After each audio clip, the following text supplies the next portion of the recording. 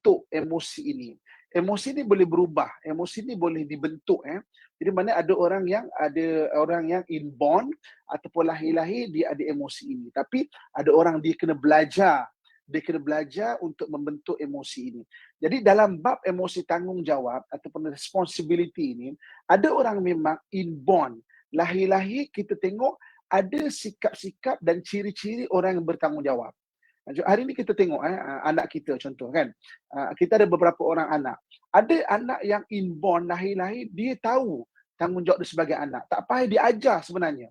Kan orang cakap bagusnya anak ustaz tu contoh kan. Bagusnya anak ustazah tu kan. Bagusnya anak DJ tu kan. Kan? Jadi maknanya orang nampak macam anak ustaz itu, anak DJ itu, anak orang masjid itu. Tapi sebenarnya ada orang yang anak orang biasa saja. Maknanya bapa dia bukan imam, bukan ustaz, bukan apa, bukan biasa-biasa, tapi dia inborn ada emosi tanggungjawab. Dia tahu nak tolong mak dia tahu nak tolong ayah dia tahu nak tolong keluarga dia. Lepas tu kadang-kadang kita tengok ada orang yang susah. Maksudnya menjual nasi lemak contohnya kan. Maknanya tidak mempunyai kedai lagi, buka meja tepi jalan. Tapi ada anak yang ada emosi tanggungjawab inborn ada, memang tak payah disuruh-suruh dia akan tolong mak dia. Kan? Ada orang kadang-kadang ada kemewahan dan sebagainya, tapi emosi tanggungjawab tak ada, susah nak tolong, nak basuh pinggan sendiri pun susah. Jadi maknanya ada orang yang inborn, lahir-lahir ada emosi tanggungjawab, ada orang yang memang rendah. Rendah ni maknanya dia kena dibentuk emosi tanggungjawab ini. Okey, jom kita tengok emosi ni bila disebut emosi tanggungjawab, yang tunjuk emosi tanggungjawab, kita tengok keadaan orang yang emosi tanggungjawab dia tinggi. Okey, orang yang emosi tanggungjawab dia tinggi, dia tidak payah disuruh-suruh. Bila disebut ini tanggungjawab dia, ini kewajipan dia, maknanya ini apa yang perlu dibuat, tak payah dicakap-cakap 2-3 kali. Dia boleh buat. Okey? Jadi maknanya ini orang emosi, maknanya emosi tanggungjawab dia tinggi. Kadang-kadang bila diajar pada dia, bila sebab emosi ni ada, diajar kepada dia, didedahkan kepada dia, dididik pada dia, mudah untuk diikut. Tanggungjawab pada diri dia, bersih orangnya, kebersihan dijaga, tanggungjawab pada keluarga, bantu keluarga. Bila disebut tanggungjawab pada agama, dia ada tanggungjawab pada agama, jaga agama negara dia. Ada orang yang dibentuk sikit je, dia boleh mudah nak ikut sebab emosi tanggungjawab dia agak tinggi pada ummah, pada sosial dan sebagainya. Okey, saya nak kongsikan kisah bagaimana kalau kita lihat pada hari ini kan, bagaimana Sayyidatina Khadijah radhiyallahu anha wa arda. Sayyidatina Khadijah tertarik kepada Nabi kita Muhammad sallallahu alaihi wasallam. Bukan saja Nabi kita Muhammad sallallahu alaihi wasallam adalah satu orang yang baik kan, satu orang yang memang maksudnya bagus akhlaknya, lemah lembut dan sebagainya, amanah, tapi apa yang paling besar ketika Sayyidatina Khadijah radhiyallahu anha mengamanahkan untuk Nabi kita Muhammad sallallahu alaihi wasallam bawa perniagaan pergi ke Syam, Syam tu sekarang ni Syria lah, dia punya negeri yang maksudnya base dia situlah. Syam ni negeri besar termasuk Jordan, Palestin semua adalah negeri Syam. Tapi kalau sekarang ni Syria lah main dia situ. Di satu pasar bernama Busra. Okay, dulu nak senang faham, dia ada satu maksudnya macam pesta. Maknanya sebulan dekat Mekah contohnya. Sebulan dekat Yaman, sebulan dekat Syam, dia ada satu pesta. Kan Nabi SAW sebut, aku tak suka masuk ke pasar. Bukan pasar ikan kita ni bukan pasar raya. Maknanya pasar dulu adalah pesta. Bukan pasar kecil-kecil ni. Bukan pasar kecil-kecil ni bukan pasar malam aku tak suka ke pasar malam sebab Nabi tak suka. Tapi pesta, maknanya sebulan ni maknanya pesta. Maksudnya memang macam-macam benda dalam tu. Macam kita boleh bayangkan kalau pesta yang carnival macam tu. Carnival. Kan dalam Quran Allah sebut li'ila fi Quraisyin ila fihim rihlat asy-syita'i was-saif. Kebiasaan orang-orang Quraisy ni dia akan berjalan pada musim panas pergi ke Syria, ke Syam, dan pada musim sejuk pergi ke Yaman. Jadi maknanya ketika Sayyidatina Khadijah radhiyallahu anha wa arda mengamanahkan perniagaan kepada Nabi kita Muhammad sallallahu alaihi wasallam, jadi Nabi kita dia bawa perniagaan tu dengan keuntungan. Nabi ni pandai berniaga Kalau kita nak tahu apa perbezaan kecerdikan Nabi berniaga dengan Abdul Rahman bin Auf. Kita mesti dengar Sayyidina Abdul Rahman bin Auf berniaga kan. Abdul Rahman bin Auf dia sebagai kalau sekarang ni wholesaler. Wholesaler dia berada di Madinah, orang semua dia beli borong, dia berniaga. Kan? Nabi kita ni trader. Trader ni kalau sekarang ni trader lah daripada negara ke negara. Maknanya international punya dealing lah. Itu beza antara Sayyidina Abdul Rahman bin Auf dengan Nabi kita Muhammad sallallahu alaihi wasallam. Maknanya kadang-kadang orang cakap apa perbezaan kecerdikan dan kepandaian Nabi kita berniaga dengan Sayyidina Abdul Rahman bin Auf. Okey. Jadi ketika Nabi SAW pergi membawa rombongan, diamanahkan rombongan Sayyidatina Khadijah, jadi untung tu besar. Nabi pandai berniaga. Dia tahu apa orang perlukan. Kita kalau nak berniaga ni, ada dua benda yang kita kena faham. Kalau orang cerita pasal berniaga ni, pertama memenuhkan apa keperluan orang, yang keduanya solve problem orang. Orang ada problem apa? Oh sekarang ni katakan tengah musim perlukan kesihatan. Maknanya apa benda kesihatan meningkatkan imun contoh kan. Ataupun keperluan orang. Apa orang perlu sekarang? Ataupun problem orang. Apa problem orang? Jadi Nabi bila sampai ke negeri Syam, apa yang orang Syam perlu disediakan. Kemudian dia akan beli barang balik, apa yang orang Mekah perlu. Dia bawa balik ke Mekah untuk dijual. Kan? Jadi solve problem dan juga memenuhi keperluan orang. Jadi okey, sebab itu bila sebut mengenai kebijaksanaan Nabi berniaga dan berganda-ganda, untung tu berganda sampai balik Madinah, maknanya ada barang pula yang dibawa, dia tahu apa yang perlu. Dia bukan berniaga shop sendiri barang ni best kot, padahal dia suka, orang tak perlu. Maknanya dia tahu itu sense business yang ada pada Nabi SAW kan, yang kita boleh pelajari. Okay, sampai di Mekah balik, maka jual pula barang-barang, maka untungnya lebih, maka jumpa Khadijah, Sayyidatina Khadijah, okey, ini dia punya keuntungan. Ini akad dia perbahagian dengan Nabi SAW. Dan Sayyidatina Khadijah bagi, kalau sekarang ni dia punya nama nak senampang bonus. Dan ini bonusnya Muhammad, sebab kau untung banyak, ini bonus dia. Maka ketika Nabi SAW dapat bahagian Nabi tak terus balik rumah. Dia akan pergi ke rumah anak yatim. Kan? Dek, okey, apa keperluan yang tak cukup biar abang beli. Okey, dia pergi ke rumah orang tua, ayah, ibu, ubat ada tak? Biar saya carikan. Dia pergi ke rumah orang-orang yang meninggal suaminya dalam peperangan dan sebagainya. Kak, ada keperluan apa? Biar saya carikan. Orang dulu kematian suami tak macam sekarang. Sekarang orang mungkin ada kejaya bagi orang perempuan. Tapi orang dulu kalau meninggal suami memang susah sangat. Sebab dulu budaya orang perempuan bukan budaya bekerja. Macam ini kita cerita tak usah banyak. Kalau kat negara kita pun, nenek-nenek kita kan, maknanya tahun 40-an atau 50-an, memang nature orang perempuan tak bekerja. Sebab dulu kerja dengan tenaga. Berkebun, bersawah kan. Sekarang bekerja dengan minda, dengan kelulusan. Kan? Maknanya orang boleh bekerja. Jadi dulu kalau orang meninggal memang sangat susah. Akak, ada keperluan apa biar saya belikan. Ketika Sayyidatina Khadijah melihat Nabi kita Muhammad SAW begitu, apa kata Sayyidatina Khadijah kan? Kalau Muhammad itu bertanggungjawab pada masyarakatnya, mesti dia akan bertanggungjawab pada keluarganya. Kan? Maksudnya apa? Sifat tanggungjawab yang tinggi yang ada pada Nabi SAW. Dan inilah yang diterapkan. Jadi di antara benda yang diterapkan oleh Islam adalah meningkatkan emosi tanggungjawab. Ada orang dibentuk sikit saja, dia boleh maknanya sebab dia emosi memang ada, maka dia boleh lagi bertanggungjawab. Ada orang perlu dibentuk dan ada orang emosi tanggungjawab dia rendah sampai perlu dikuatkuasakan dengan undang-undang. Kan? Maknanya undang-undang macam di negara kita dia ada undang-undang pentadbiran keluarga Islam kan. Sampai ada kena demohon di mahkamah untuk dia dipotong gajinya setiap bulan bagi nafkah kepada anak dia, bagi nafkah kepada isteri dia.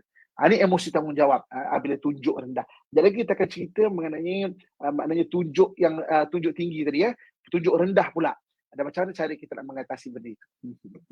Betul Ustaz, ni antara benda yang kritikal jugalah Ustaz. Kadang-kadang sebab itu dalam Islam pun kalau tak solat, maknanya solat tu tanggungjawab juga Ustaz kan. Tak solat sampai satu tahap kena rotan. Tapi kalau dah besar nak rotan macam mana kan Ustaz kan. Tapi itulah paling pentingnya kita kena bina tanggungjawab daripada awal. Kalau kita bukan jenis orang yang ada tanggungjawab yang tinggi, emosi tanggungjawab yang tinggi. Tapi insyaAllah kita akan kongsi lepas ni kalau rendah macam mana pula caranya. Dan kita nak bagi juga solusi untuk rakan-rakan pendengar kita bagaimana untuk kita membentuk emosi tanggungjawab ni. Kita bersama dengan Ustaz Muhammad kejap lagi. Untuk anda jangan ke mana-mana, teruskan kesetiaan bersama kami. Bagi yang mengikuti secara langsung di FB IKIM FM maupun FB Ustaz Muhammad Abdul Alamin, tekan butang share supaya lebih ramai lagi dapat manfaat daripada perkongsian kita pada hari ini. Untuk anda jangan ke mana-mana, teruskan kesetiaan bersama kami. Tentunya hanya di IKIM, Inspirasi Inforia Islami.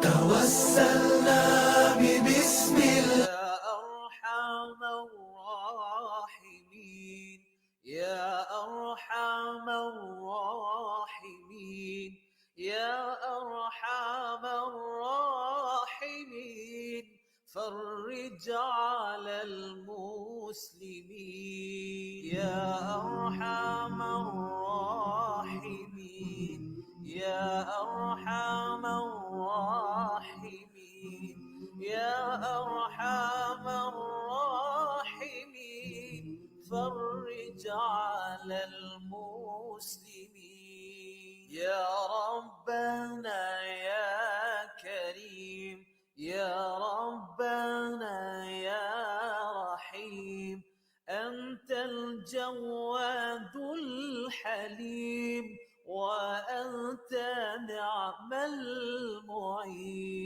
يا أرحم الراحمين يا أرحم الراحمين يا أرحم الراحمين فرج على المسلمين وليس نرجو سواك فادرك إلهي دراك قبل الفناء والهلاك يا عمود يا ودين يا أرحم الراحمين يا أرحم الراحمين يا أرحم الراحمين فرج على المسلمين بجاه طه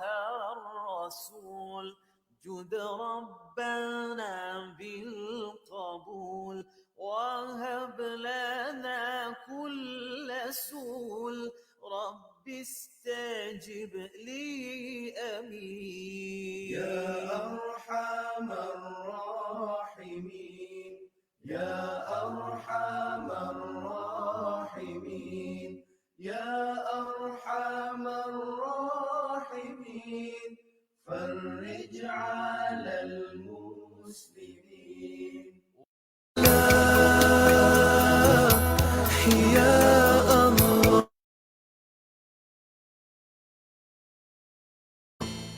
Inspirasi Inforia Islami tentunya hanya di Radio Institut Kefahaman Islam Malaysia. Alhamdulillah waktu ini kita bersiaran bersama dengan sahabat pendengar menerusi rancangan Pesona Dizara. Kita bawa kepada anda Ustaz Muhammad Abdul Alamin untuk bicara berkenaan dengan pengurusan emosi untuk tanggungjawab. Tadi bila cakap tentang solat tadi Ustaz, ada yang menjawab tu Ustaz. Dia kata kalau dah dewasa tak solat, kita solatkan aja. Dia kata Allahu Akbar kan. Tapi ni itulah maknanya pentingnya untuk kita belajar bertanggungjawab dalam kehidupan kita. Ustaz hilang. Kejap lagi kita akan dapatkan Ustaz balik semula. Harapnya Ustaz dapat masuk kembali. Dan sambil-sambil itu juga kita nak kongsikan antara perkongsian sahabat-sahabat kita yang bertanyakan soalan, macam-macam soalan sebenarnya. Antaranya sahabat kita ni ada juga yang bertanya ni, kalau seorang tu macam sentiasa ada niat nak beli kereta besar MPV atas dasar ingin membantu ahli keluarga walaupun agak menyusahkan diri, adakah tergolong dalam isu hari ini iaitu tentang bertanggungjawab yang tinggi? InsyaAllah kita akan dapatkan jawapan daripada Ustaz. Tapi sebelum itu kita nak tahu juga Ustaz, apakah antara ciri-ciri emosi tanggungjawabnya rendah? Bagaimana tu Ustaz? Silakan. Okey. Terima kasih kepada Kak Ati. Ibu-ibu, kakak, tuan-tuan muslim-muslimat yang saya sayangi dan saya doakan dan kebaikan sekalian. Okey. Jadi kita tadi bincangkan mengenai ada salah satu emosi yang 12 yang ada pada manusia yang kita kena faham adalah dipanggil responsibility atau bertanggungjawab.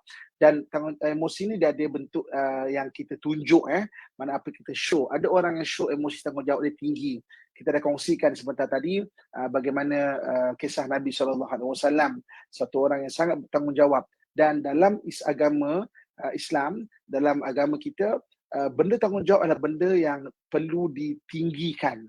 Kan? Maknanya perlu ditinggikan. Sebab tu kalau kita tengok banyak hadis Nabi SAW, itu juga ada ayat Quran bagaimana Allah memerintahkan seorang itu untuk bertanggungjawab. Ada hak-hak yang perlu ditunaikan. Kalau berhutang, bertanggungjawablah untuk bayar.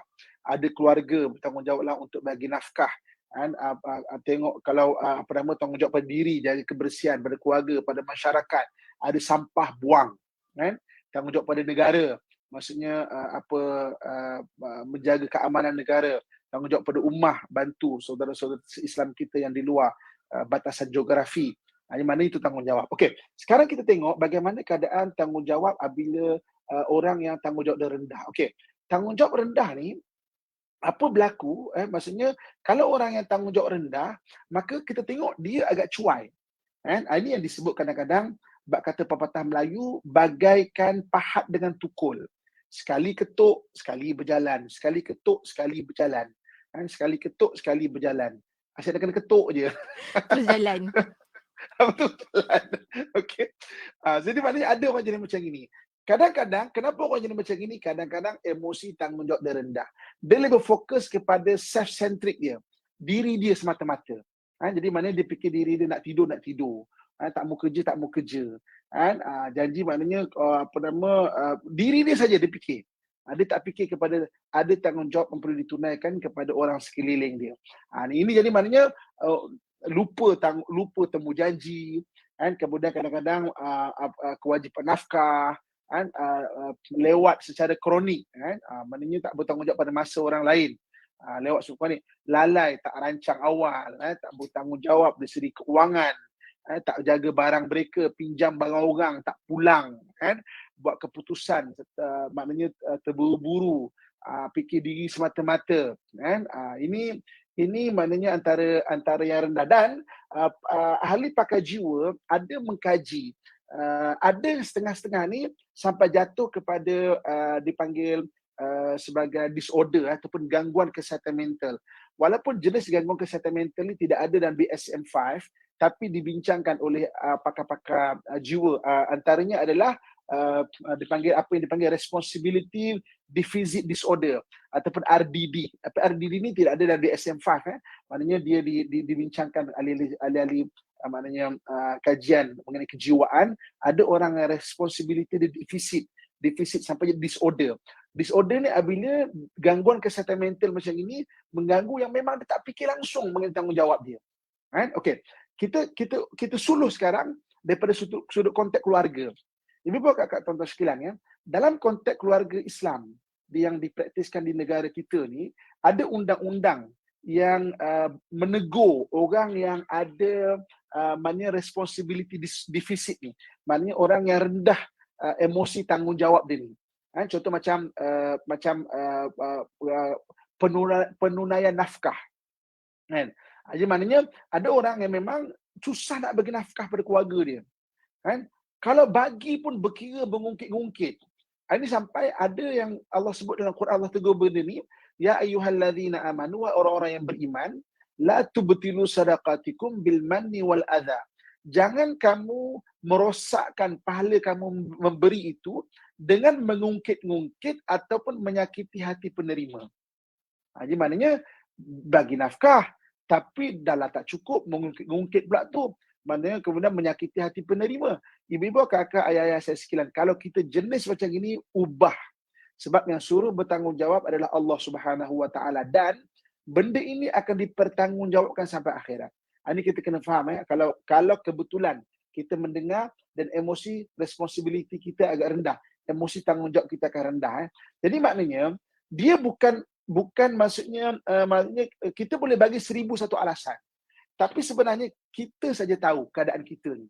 Kita ni macam mana. Sebab itu di mahkamah syariah ada peruntukan untuk isteri mohon nafkah. Okey, ada peruntukan untuk isteri memohon nafkah tertunggak. Ada peruntukan untuk isteri memohon nafkah untuk bagi pihak anak-anak. Jadi maknanya peruntukan-peruntukan macam ini kenapa ada? Kerana ada orang yang memang emosi tanggungjawab dia agak rendah. Sampai ditegur, dinasihat pun tak boleh. Sampai perlu dikuatkuasakan melalui undang-undang. Pun kadang-kadang ada yang tak sedar juga. Kadang-kadang Itu yang kadang-kadang kita tengok kan. Dan maksudnya ada orang macam gini kena ubah diri Tapi kadang-kadang orang macam ini dia tak sedar tau dia kat hati. Dia feel good sebab dia emosi ni sebahagian diri dia. Kan? Dia feel good, tak bertanggungjawab pada keluarga itu dia okey. Kan? Kerana apa? Kerana itu sebahagian diri. Emosi ni sebahagian diri kita. Lepas tu kalau tidak ditegur, takut dia terbabas. Sebab tu ahli pakar jiwa sampai maknanya membahaskan wujudnya responsibility deficit disorder ataupun RPD ni. Apabila disebut disorder ataupun gangguan kesihatan mental dan penyakit mental, apabila dia sudah mengganggu hak-hak orang lain. Kan?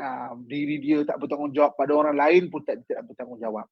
Ni. Dan kadang-kadang benda ni lahir juga digandingkan dengan apa yang disebut sebagai the laziness, pemalas. Orang yang malas ni orang yang memang tak boleh buat apa-apa lah. Dia kena tegur. Dan kalau anak kita, suami kita jenis macam gitu, pahat dengan tukul, kalau itulah keadaan dia, memang kena selalu ingatkan. Biarlah dia kata kita kuat membebel ke apa untuk kebaikan dia. Biarlah kita ingat macam, aku ni jadi macam mak dia pula kerja membebel kan. Tak apa kak, tak apa. Kan? So ada orang jenis macam itu. Jenis dia macam tu. So treatment dia memang macam tu. Kan? Ada orang tak. Sekali cakap memang. Yuran anak apa, dia akan usaha. Dia tak baca kat isteri dia akan usahakan. Kan? Maknanya yuran anak, nafkah isteri, kalau tak mampu dia akan cakap saya tengah tak ada kemampuan ni, minta halal boleh ataupun pinjam dulu ke, awak dulukan saya ganti balik. Dan dia akan ganti balik. Ada orang besarkan sport rim kereta dia. Daripada nafkah isteri. Sport rim kereta boleh ubah, boleh tukar-tukar telefon kadang-kadang. Barang dia sampai barang orang lain mana tak bertanggungjawab benda itu kan. Ini kita kena faham dan kita kena sedar benda ni Lepas tu dalam Islam tanggungjawab utama dari keluarga sampai boleh dikuat-kuasakan oleh undang-undang. Okey, jom kita tengok apa amalan. Okey. Bagi siapa-siapa yang ada kesedaran, itu cukup bagus dah. Aku ni emosi tanggungjawab aku agak rendah ni kan. Jadi dia nak baiki diri. Itu yang penting Allah sebut dalam Quran, qad aflaha man tazakka, beruntung orang yang sentiasa memperbaiki diri dia. Ini Allah sebut dalam Quran maknanya dia sentiasa nak memperbaiki diri dia. Sebab ada orang yang dia tak sedar pun dia ada masalah ini. Kita dalam keliling kita memang ada orang tak sedar. Tapi kalau ada kesedaran, tapi dia rasa memang Allah susahnya, malasnya, penatnya, apa doa yang bagus untuk dibaca. Saya suka untuk ulangkan balik salah satu doa untuk bagi kekuatan kepada kita membuat sesuatu adalah baca banyak-banyak la haula wala quwwata illa billahil aliyil azim. Maksudnya tiada daya dan tiada kekuatan melainkan dari Allah Subhanahu wa taala. Hadis yang diriwayatkan oleh At-Tabrani. Nabi SAW menyatakan bahawa man qala la haula wala quwwata illa billah kana dawaan min 99 da'in. Aisaruha alhammu. Barang siapa yang membaca la haula wala quwwata illa billahil aliyil azim, dia menjadi ubat kepada 99 penyakit. Paling rendah adalah rungsing, alhammu, kerungsingan. Jadi la haula wala quwwata illa billahil aliyil azim ni adalah satu perkataan yang cukup maknanya hebat untuk kita mengubat diri kita. Sebab kita bila kita tak bertanggungjawab, contohnya seseorang tak bertanggungjawab dan dia sedar benda itu, dia tak ada kekuatan nak buat. Itu kadang-kadang dia rasa macam bukan dia tak nak jadi orang baik, tapi tak ada kekuatan nak melangkah jadi orang baik itu. Bukan dia tak nak jadi isteri yang maknanya baik, dia tak nak marah-marah, tapi dia tak ada kekuatan untuk itu. Ya Allah ya Tuhanku, maknanya jadikanlah aku isteri yang penyabar ya Allah. Tengah doa-doa, suami minta ambilkan kain. Mama, tolong ambilkan kain boleh? Abang ni sibuk je lah. Orang tahu doa jadi sesoleh. Kacau je lah. Macam tak ada waktu lain je. Ya Allah, gagal lagi hari ni aku Tuhan. Gagal lagi. Tapi dia nak jadi baik. Tapi tak ada kekuatan. Ya Allah, aku nak jadi suami yang baik ya Allah, tapi tak ada kekuatan. Bacalah haula wala quwwata illa billahil aliyil azim. Apa-apa berkaitan dengan emosi kita tak ada kekuatan. Nak sabar tak ada kekuatan, nak tawakal tak ada kekuatan, nak redha tak ada kekuatan. Nak apa lagi makna tak ada kekuatan, bacalah haula wala quwwata illa billahil aliyil azim. Kerana Nabi SAW sebut bahawa kana dawaan min tis'awatis'i nada. Dia adalah 99 ubat kepada penyakit. Maknanya penyakit tu, utamanya penyakit jiwa yang tidak ada kekuatan. Tapi kalau anda kata diri sendiri, orang itu sendiri tidak ada kesedaran, kita kena tegur. Hatta kadang-kadang boleh buat teguran melalui saluran undang-undang, melalui mahkamah syariah contohnya. Wallahualam. Masya Allah, Masya Allah. Terima kasih banyak Ustaz untuk berikan solusi kepada rakan-rakan pendengar untuk kita kembali menjadi orang yang lebih bertanggungjawab insyaAllah. Dan kita ada soalan-soalan daripada sahabat-sahabat kita Ustaz. Soalan daripada sahabat kita di FB IKIM, kita ada Hizani. Kata, Ustaz nak minta pandangan daripada Ustaz juga kerana sekarang ni ramai orang tak berhajat nak berkahwin atas alasan selesa duduk seorang ataupun bujang, bebas dari pegang tanggungjawab rumah tangga. Jadi mungkin apa antara komen Ustaz? Okey, memang ada orang yang macam ini ya. Dia feel good, dia selesa duduk. Dia ada rumah, dia boleh kemas rumah sendiri, dia boleh basuh baju sendiri, dia boleh masak sendiri. Dia kata kalau kahwin nanti menceceh, pepper, malah pening kepala aku kan. Sebab itu kena balik kepada apa yang maksudnya Islam ajarkan, berkahwinlah. Fankihu ma tabalakum minan nisa mathna wa thulatha wa ruba'an. Berkahwinlah kamu dengan wanita-wanita, bagi seorang lelaki wanita, bagi seorang wanita lelaki lah. Maknanya yang suruh perintah adalah Allah Subhanahu Wa Taala dan ada kebaikan-kebaikan dia. Jadi maknanya kalau dia rasa macam suami dia tak nak bersuami ke, tak nak beristeri ke, maka balik kepada ajaran agama. Sebab kadang-kadang bila kita dipikir logik kita, memang kita akan fikir macam tak payahlah, pening kepala dan sebagainya, kita dah selesa duduk seorang.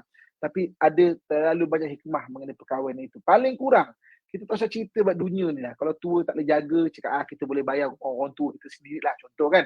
Tapi ke akhirat besok, sedangkan dalam hadis Nabi SAW sebut, kalau mati anak Adam terputus amalan dia kecuali 3. Antaranya adalah doa daripada seorang anak. Kan? Macam mana kalau kita nak biar amalan kita berterusan, kan, supaya nama kita disebut-sebut dalam doa, kan, supaya kubur kita sentiasa dalam keadaan yang cerah dan bercahaya. Kubur ni kita tengok sama saja atas dia.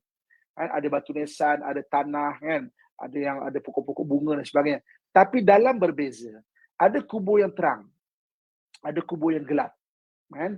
Kubur yang terang ni istilah bagi kubur yang sentiasa pahala masuk dalam kubur ni. Sebab apa? Dia buat wakaf, dia buat anak soleh doakan dia. Kemudian dia buat ilmu yang bermanfaat. Kuburnya tu meriah, terang. Dan ada kubur sebelah yang gelap gelita. Kalau kita nak bayangkan kubur tu macam rumah, kan? Macam rumah ada elektrik, ada aircon, sebelah tu memang usang sangat. Rumah usang sangat. Kalau di dunia, kita boleh bantu jiran kita yang usang. Kan? Tapi dekat kubur, kita dah tak ada usaha dah antara kita. Usaha orang hidup dengan amalan kita waktu tu. Antaranya doa anak-anak yang soleh. Jadi nasihat saya bagi orang yang tak nak kahwin, kalau kita fikir mengenai akhirat sebagai kita orang Islam, fikirlah kita rancang masa depan kita, iaitu rancang akhirat kita tuan.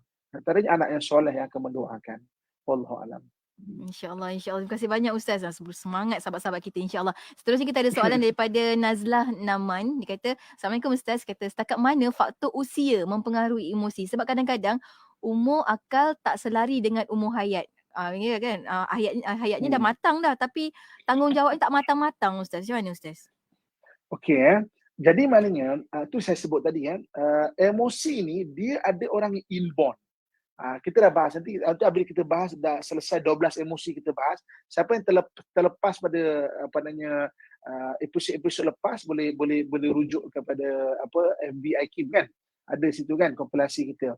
Jadi maknanya kita tengok nanti kita bila lepas 12 kita akan detailkan lagi ya daripada berbagai-bagai dimensi. Jadi maksudnya ada orang memang inborn. Maknanya bila inborn benda tu ada dalam diri dia. Dia dididik sikit dia boleh terus. Ada orang yang kena bentuk. Sebab tu kadang-kadang kita tengok umur dah 40 tapi perangai macam budak-budak. Ada macam tu tau. Dari sudut tanggungjawab kita cerita Ada kita tengok budak ni umur dia belas tahun dah macam kakak yang boleh jaga adik-adik. Mak dia dah boleh harap dia untuk jaga adik-adik dia. Kan? Maknanya inborn dia memang ada benda tu. Kan? Jadi maknanya dididik sikit dia memang lagi matang emosi itu. Kan? Jadi maknanya dan dibentuk. Jadi sebab tu Sebab tu kadang-kadang ada orang yang dibentuk. Jadi bila kalau orang inborn dia memang rendah, dia dibentuk dengan ilmu agama. Contoh ilmu agama sangat bagus untuk kita membentuk emosi tanggungjawab.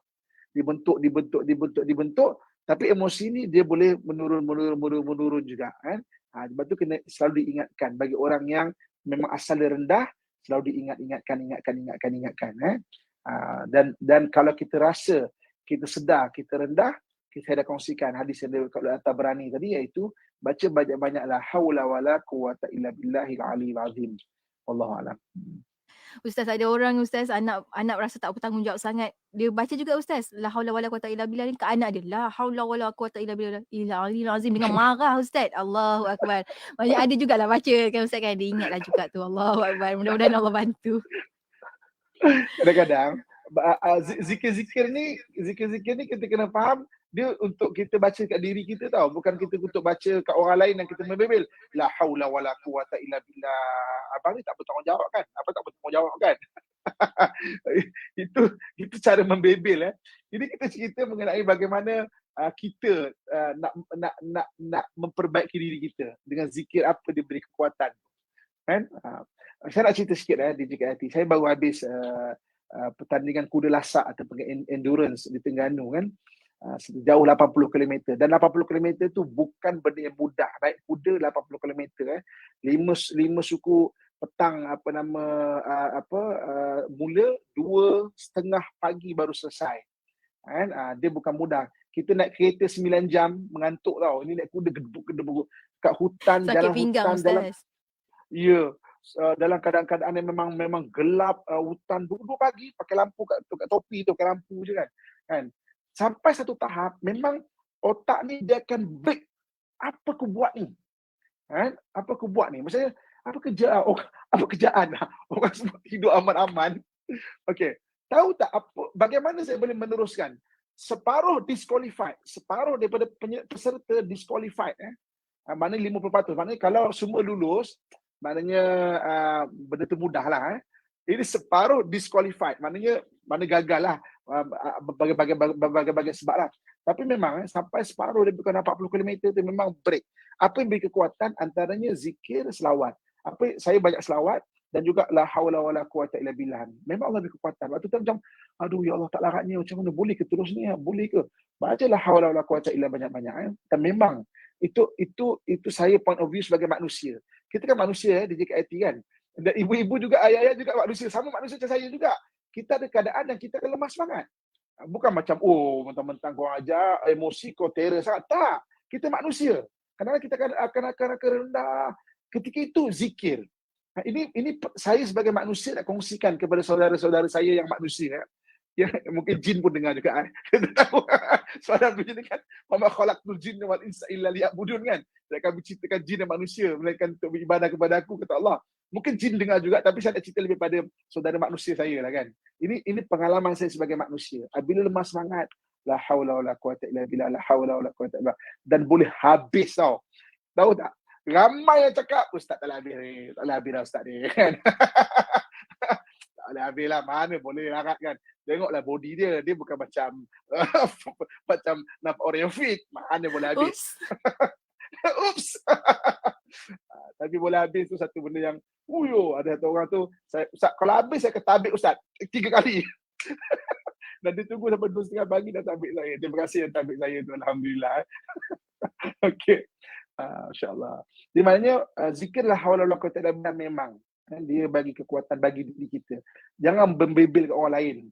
Itu sebagai luahan emosi. La haula wala quwata illa billah. Tapi untuk diri kita, la haula wala quwata illa billah. Apa keadaan? Ini saya kongsikan saya sebagai manusia. Pada saudara kita, semua saudara ibu-ibu, akak-akak, ayah-ayah yang saya sayangi, saya doakan dengan kebahagiaan dan kebaikan sekalian. Jika lemah semangat, jangan lupa zikir, selawat, minta kepada Allah Subhanahu Wa Taala kekuatan. Kan? Wallahu a'lam. Masya Allah, dia kena sedar lah kan Ustaz kan, kenapalah saya buat ni. Kenapalah saya buat ni, kemudian la haula wala quwata illa billah. InsyaAllah Allah kurniakan kekuatan, insyaAllah. Ustaz, kita sampai hujung-hujung Ustaz perkongsian kita pada hari ni. Sedikitlah kesimpulan daripada Ustaz untuk perkongsian kita berkenaan dengan pengurusan emosi, tanggungjawab. Ibu-ibu, kakak, tuan-tuan, muslim-muslimat yang saya sayangi dan saya doakan kebaikan sekalian. Okey. Jadi maknanya hari ini kita kongsikan mengenai mengenal diri kita manusia. Bab kata hukama, man arafa nafsahu faqad arafa rabbahu. Siapa yang maknanya mengenal dirinya, kita cerita pada hari ini bagaimana mengenal diri, antaranya mengenal emosi kita. Salah satu dia adalah emosi tanggungjawab. Kan? Itu emosi tanggungjawab. Di mana ada keadaan orang emosi tanggungjawab dia tinggi. Ada keadaan emosi tanggungjawab dia rendah. Ini cerita-cerita inborn. Inborn ni lahir-lahir. Itu rezeki dari Allah Subhanahu Wa Taala. Sebab orang tak sama.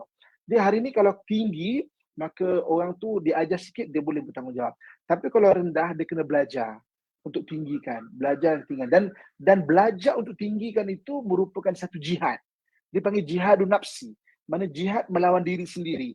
Sebab itu bukan diri kita cuba tinggikan. Kita tak biasa bertanggungjawab, tapi usaha dedicate untuk kita bagi nafkah kepada anak dan isteri. Tak kisah apa pun, keperluan aku ke tepi dulu. Tapi tanggungjawab pada isteri dan anak dulu. Maka mujahadah tu pahala yang tinggi, jihad yang besar. Kerana kita memperbaiki diri kita ni. Ni yang ada dalam hadis Nabi SAW sebut kan. Jihad terbesar adalah jihadun nafsi. Maknanya jihad melawan diri sendiri. Sebab kalau kita berjaya lawan diri sendiri, baru kita akan boleh menang pada benda yang luaran. Tapi kalau diri sendiri pun cepat mengalah, cepat motivasi, lemah dan sebagainya, maknanya maka kita takkan boleh nak maknanya mengalahkan benda luar lah. Kalau dalaman kita pun kita terkalah. Yang maknanya baiki diri. Dan maknanya Allah Subhanahu Wa Taala tidak melihat di mana kita bermula. Allah melihat di mana penghujung kita. Jika penghujung itu baik, maka penghujung itulah yang akan dinilai oleh Allah Subhanahu Wa Taala. Wallahu a'lam. InsyaAllah, insyaAllah. Rakan kita Aslinda Ibrahim, dia kata setuju sangat dengan Ustaz. Kadang-kadang kalau ikut logik akal, kita ni memang tak mampu, tapi bila zikir la haula wala quwata illa billah banyak-banyak, tengok-tengok kita dah pun selamat melaluinya kan Ustaz kan. Masya-Allah, ni pengalaman sahabat kita jugalah ni, masya-Allah. Kita ramai lagi ada soalan-soalan daripada rakan kita macam mana nak terapkan rasa tanggungjawab pada anak-anak dan sebagainya. Sebenarnya kita ini sebagai pencetus jugalah, apa yang Ustaz kongsikan ni sebagai pencetus untuk kita lebih banyak membaca. Insya-Allah dengan banyak membaca kita akan belajar bagaimana untuk memupuk rasa tanggungjawab pada diri kita, pada anak-anak, insya-Allah. Terima kasih banyak Ustaz untuk perkongsian pada hari ini. Bertemu lagi minggu hadapan insya-Allah. Assalamualaikum Ustaz. Waalaikumsalam warahmatullahi wabarakatuh. Oh, doa Ustaz. Kita tak doa lagi Ustaz. Kita doa dulu Ustaz. insya-Allah. Ya, silakan Ustaz. A'udzubillahi minasyaitonirrajim. Bismillahirrahmanirrahim. Alhamdulillahi rabbil alamin wassalatu wassalamu ala asyrafil anbiya wal mursalin wa ala alihi washabihi ajmain. Ya Allah, ya Tuhan kami, Kau menyaksikan segala kesusahan hidup kami ya Allah. Bantulah kami dengan rahmat-Mu ya Allah. Engkau menyaksikan segala permasalahan hidup kami ya Allah. Berikan jalan keluar kepada segala permasalahan kami ya Allah. Kau menyaksikan segala sakit kami ya Allah. Berikan kesembuhan-Mu kepada kami ya Allah. Ya Allah, ya Tuhan kami, murahkan rezeki kami dengan yang halal ya Allah. Bantulah segala urusan kami senang dan susah ya Allah. Bantulah kami dalam keadaan kami tahu ataupun tidak kami tahu ya Allah. Engkaulah yang Maha Pengasih lagi Maha Penyayang ya Allah. Peliharilah negara kami ya Allah. Peliharilah negara kami dari penyakit yang berjangkit ya Allah. Peliharilah negara kami dari perkara-perkara yang tidak baik ya Allah. Daripada huru-hara ya Allah, daripada perpecahan ya Allah. Satukan hati umat Islam kami di negara kami ini ya Allah.